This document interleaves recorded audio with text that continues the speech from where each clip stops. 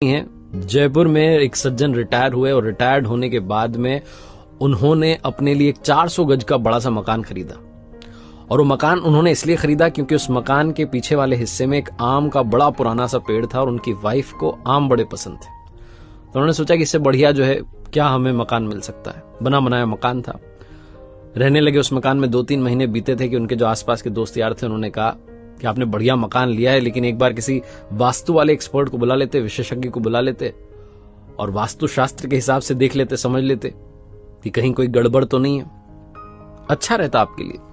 तो इनको आइडिया अच्छा लगा। इन्होंने कहा चलो ठीक है बुला लेते हैं। तो दिल्ली से एक विशेषज्ञ एक्सपर्ट को बुलाया गया जो कि पिछले 30 साल से यही काम कर रहे थे, बड़े दक्ष थे इस काम में। तो उनको रिसीव करने के लिए जयपुर एयरपोर्ट पर गए और वहां से फिर उनको लेकर के अपने घर की तरफ जा रहे थे। तो पहले तो रेस्टोरेंट में उनको बढ़िया सा राजस्थानी भोजन करवाया, लंच करवाया। और जब जा रहे थे सड़क पर, जब गाड़ी चल रही थी, तो वास्तु वाले एक्सपर्ट देख रहे थे कि ये जो सर जी थे जिन्होंने घर खरीदा था, ये कोई भी कार आती है ओवरटेक करने की कोशिश करती तो उसको जगह देते थे आराम से कि वो निकल जाए।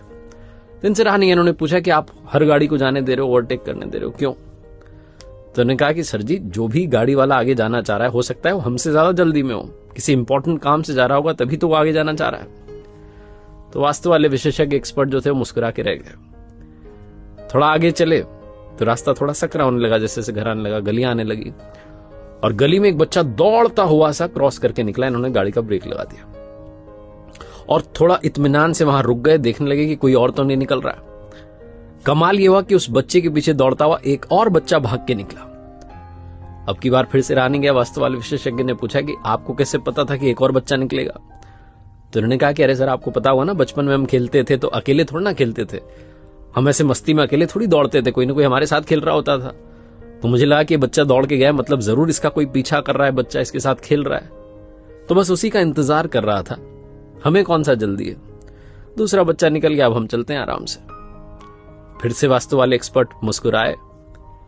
जब घर के पास पहुंचे, दरवाजे पर गार्ड ने दरवाजा खोला, गाड़ी अंदर जैसे ही पहुंची तो देखा कि 7-8 पक्षी पीछे की तरफ से उड़ करके जा रहे हैं उस पेड़ के ऊपर से।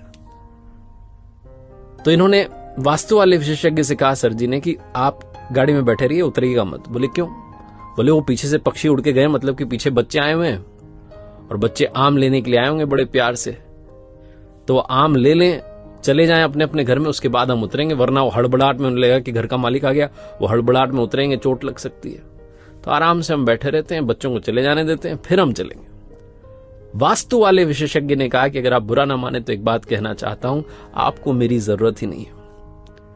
ये सर जी डर गए। उन्होंने कहा क्या हुआ, कोई गलती तो नहीं की आपके आदर सत्कार में? उन्होंने कहा नहीं कोई गलती नहीं हुई, आपको मेरे जैसे किसी भी इंसान की जरूरत नहीं है क्योंकि आपके यहां कोई वास्तु दोष ही नहीं है। बोले आप कैसे कह सकते हैं, आपने तो घर ही नहीं देखा।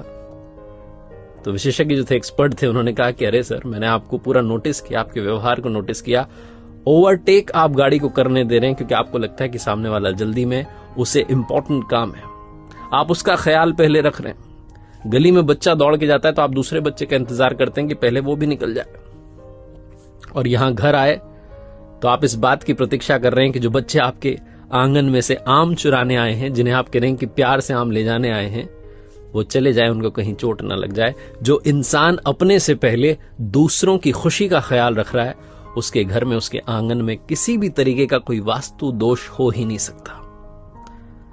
इन्होंने कहा कि आप आ गए हैं तो एक बार घर में अंदर तो आइए, नाश्ता कीजिए। बड़ी छोटी सी कहानी है, लेकिन सार ये कहता है कि अगर आपके मन का भाव सच्चा है तो जीवन में आपका हर काम अच्छा है।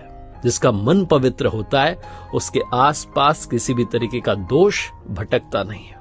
तो लाइफ में हमेशा अपना तो ख्याल रखिए, अपनी खुशियों का ख्याल रखिए, लेकिन दूसरों की खुशियों को भी प्रायोरिटी देना शुरू कीजिए।